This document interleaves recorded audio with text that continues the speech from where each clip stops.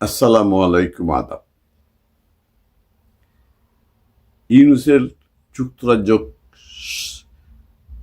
সফরকে কেন্দ্র করে গত কয়েকদিন যাবতীয় একটি বিষয় বিশেষ আলোচনায় ছিল। সেটি হচ্ছে টিউলিপ সিদ্দিকীর একটি চিঠি, যেটা গার্ডিয়ান পত্রে প্রকাশিত হয়েছে, যেটি ইউনূসকে পাঠানো হয়েছে। এবং যদিও ইউনূসের সেই প্রেস সচিব ডাস্টবিন শফিক,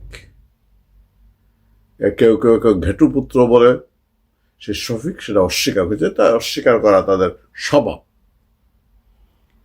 টিউলিপ কেন চিঠি দিয়েছেন? তিনি চিঠি দিয়েছেন ইউনূসের মুখোমুখি তিনি কিছু কথা বলতে চান। কথাটা কি?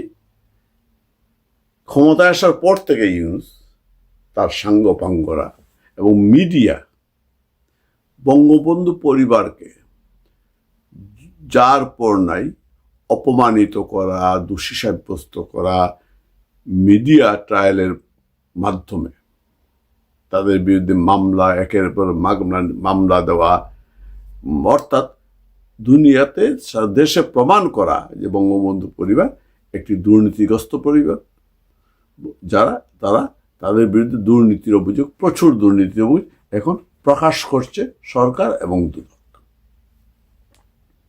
যদিও তার সত্যতা মোটেই নেই, কারণ বঙ্গবন্ধু পরিবারের, আমি শেখ পরিবার বলছি না, বঙ্গবন্ধু পরিবারের কেউ দুর্নীতি করতে পারে না। ইতিমধ্যে বঙ্গবন্ধু কন্যা শেখ হাসিনার বিরুদ্ধে এই যে আদানির বিদ্যুৎ নিয়ে দুর্নীতির অভিযোগ ছিল, সেটা মিথ্যা প্রমাণিত হয়েছে এবং বাকিগুলো মিথ্যা প্রমাণিত হবে। তবু এই সুদী সরকার এবং তার তল্পিপাক দুদক বিভিন্নভাবে বঙ্গবন্ধু পরিবার সদস্যদের চরিত্র হনানোর চেষ্টা করছে। খুনের মামলা তো অনেকের বিরুদ্ধে আছেই। দেশে না গিয়েও, সজীবাজদের দেশে না গিয়েও আসামি, ওই জুলাই আগস্টে উনি দেশে ছিলেন, খুনের মামলার আসামি। শেখ রেহানা দেশে না গিয়েও হত্যা মামলার আসামি, সাইমা ওয়াজেদ পুতুল হত্যা মামলার আসামি। টিউলিপের বিরুদ্ধে দুর্নীতির অভিযোগ, সবার বিরুদ্ধে দুর্নীতির অভিযোগ। প্রথমে তারা চেষ্টা করেছিল বিভিন্নভাবে মিডিয়া ট্রায়ালের মাধ্যমে প্রপাগান্ডার ছড়িয়ে টিউলিপকে লেবার পার্টি থেকে অথবা পার্লামেন্ট থেকে বহিষ্কার করা যায় কিনা করার ব্যবস্থা করা। এবার প্রচুর লবিং করেছে, প্রচুর পয়সা খরচ করেছে, কিন্তু কোনো এই মিথ্যা অভিযোগে লেবার পার্টি থেকে, কারণ প্রমাণিত হয় যখন লেবার পার্টি থেকে তদন্ত করানো হয় একজন নিরপেক্ষ ব্যক্তিকে দিয়ে, সে সময় প্রমাণিত হয়েছে যে টিউলিপ বিরুদ্ধে যতগুলো অভিযোগ আনা হয়েছে সবই মিথ্যা। তিনি কোনো ফ্ল্যাটের অবৈধভাবে ফ্ল্যাটের মালিক হননি অথবা হননি। আচ্ছা, তারপর ওরা পুতুলের বিরুদ্ধে বিশ্ব স্বাস্থ্য সংস্থার, পুতুল যেহেতু একজন ইউনিসেফের একজন সম্মানিত পদে আছেন এবং ভারতে আছেন, তাকে যাতে ওই সংস্থা থেকে বের করানো যায় সেই ব্যবস্থা তারা বহু চেষ্টা করেছে, বহু মিথ্যা প্রচারণা চালিয়েছে, কিন্তু সেখানেও ব্যর্থ হয়েছে। টিউলিপ বারবার তার আইনজীবী দুদক যখন তার বিরুদ্ধে অভিযোগ আনে মিডিয়ার মাধ্যমে, সেই সময় টিউলিপ তার আইনজীবীর মাধ্যমে চিঠি দিয়েছেন, জানতে চেয়েছেন তথ্য প্রমাণটা কি, কিন্তু দুদক তার কোনো উত্তর দেয়নি। তারা তাদের মতো করে মিডিয়া ট্রায়ালটা করেই যাচ্ছে, অর্থাৎ উদ্দেশ্য প্রণোদিতভাবে টিউলিপকে দুর্নীতিবাজ প্রমাণ করতে চায় মিডিয়ার মাধ্যমে। টিউলিপ বারবার চ্যালেঞ্জ করছেন, কিন্তু সেই জায়গায় ইউনূস সরকার কোনো অবস্থায় টিউলিপের দুদক চিঠির জবাব দেয় নাই। শেষ পর্যন্ত টিউলিপ এইবার তিনি চিঠি দিয়েছেন এবং তা মিডিয়ায় প্রকাশ করে দিয়েছেন যে তিনি ইউনূসের সাথে সরাসরি বসতে চান। তিনি তার অবস্থানটা ইউনূসকে বলতে চান এবং তার বিরুদ্ধে কি অভিযোগ আছে তার প্রমাণ তিনি দেখতে চান। কারণ তার বিরুদ্ধে তিনি মনে করেন তার বিরুদ্ধে মিথ্যাচার করে, মিডিয়া মিথ্যাচার করে তার বিরুদ্ধে ইউনূস সরকার, যেহেতু এই টিউলিপ বঙ্গবন্ধু কন্যার নাতনি, বঙ্গবন্ধুর নাতনি, বঙ্গবন্ধু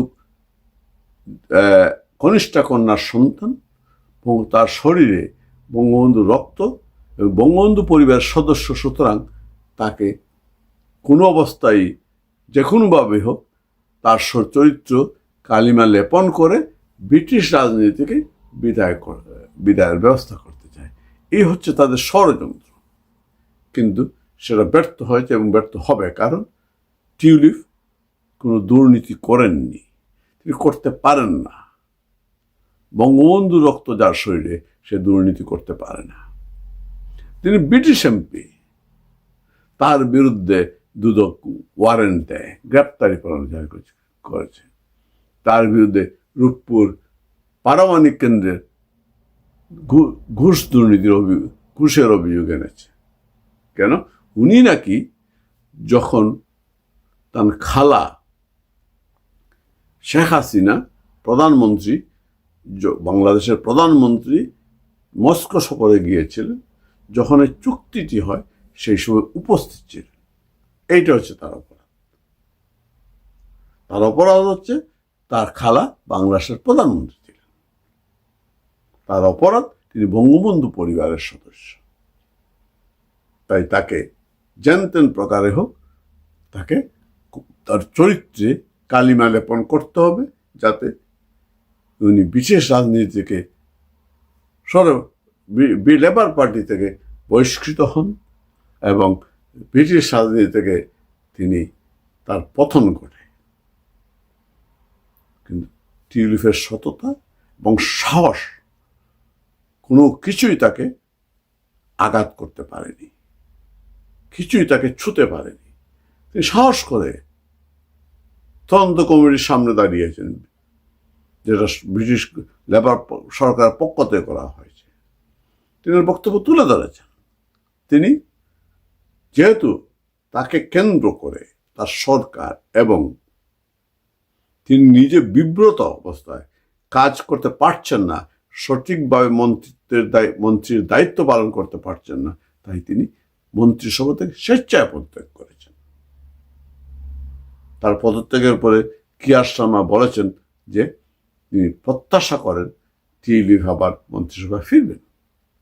টিউলিপ যদি দুর্নীতিগ্রস্তই হতেন তাহলে নিশ্চয় কিয়ার শর্মা সেটা বলতেন না, তিনি প্রত্যাশা করতেন না। এইবার টিউলিপ যে সৎ এবং সাহসী এবং ওনার শরীরে যে বঙ্গবন্ধু রক্ত প্রবাহিত হয়েছে, সেই তার জন্য তার সৎ সাহস আছে বলেই তিনি ইউনূসের মুখোমুখি বসতে চেয়েছেন। ইউনূস তার রাজি হয় নাই। আমার মনে হয় না ইউনূস রাজি হবেও, কারণ ইউনূসের কাছে কোনো প্রমাণ নেই। দুদক যে অভিযোগ এনেছে, দুদকের চেয়ারম্যান ইউনূসের সফর সঙ্গী রয়েছেন, বাংলাদেশ ব্যাংকের গভর্নর সফর সঙ্গী, সুতরাং তাদের সামনে আলোচনা হতে পারত। টিউলিপ সেটাই চেয়েছিলেন। কিন্তু যেহেতু তাদের কাছে কোনো প্রমাণ নেই, তারা টিউলিপের বিরুদ্ধে কোনো অভিযোগ প্রমাণ করতে পারবে না, তাই তাদের সেই সৎসাহস নেই। সেই সৎসাহস নেই টিউলিপের মুখোমুখি হওয়ার, যেভাবে সৎসাহস হয়নি টিউলিপের আইনজীবীদের মুখোমুখি হওয়ার অথবা তাদের চিঠির জবাব দেওয়ার। এইখানে ইউনূস পরাজিত।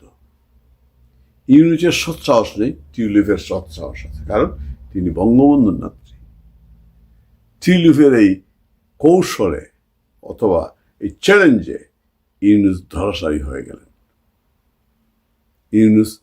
টিউলিপের গোলে ইউনূস ধরাশায়ী হয়ে গেল। একইভাবে আমরা মনে করি, আমি মনে করি বঙ্গবন্ধু পরিবারের সবাই, আমি শেখ পরিবার বলছি না, শেখ পরিবার অনেক বড় শেখ পরিবার। বঙ্গবন্ধু পরিবারই শুধু শেখ পরিবার না, বঙ্গবন্ধু পরিবারের কাউকে কোনোদিন যদি সঠিক বিচার হয়, সঠিক আইনের প্রয়োগ হয়, তাহলে বঙ্গবন্ধু কন্যা সহ কারও বিরুদ্ধে কোনো অভিযোগ প্রমাণিত করতে পারবে না ইউনুস। যদি না রায়টা আরোপিত হয়, তবে যে রায় আসুক না কেন, একদিন না একদিন তা মিথ্যা প্রমাণিত হবে। এখন হয়তো নির্দেশ দিয়ে লিখিত রায়, আরোপিত রায়ে বঙ্গবন্ধু কন্যাকে দোষী সাব্যস্ত করে রায় হতেও পারে, কিন্তু তা ভবিষ্যতে কোনো কিছুতেই তা প্রমাণিত হবে না। কারণ বঙ্গবন্ধুর রক্ত যাদের শরীরে বহমান, তারা দুর্নীতিগ্রস্ত হতে পারে না, দুর্নীতি করতে পারে না। আমি চ্যালেঞ্জ দিয়ে বলতে পারি। সবাই ভালো থাকবেন, সুস্থ থাকবেন।